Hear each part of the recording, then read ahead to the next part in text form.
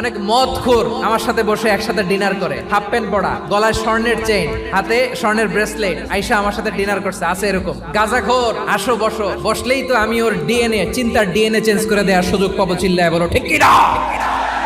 আমার অনেক হিন্দু পরিচিত ভাই আছে, ওরা আমাদের ইফতারির প্রোগ্রামে এসে একসাথে ইফতারি করে। বিশ্বনবী ইহুদির বাড়িতে গেলেন, আর আমার মুসলমান ভাই আমার কাফের বলে, এরকম আছে না নাই?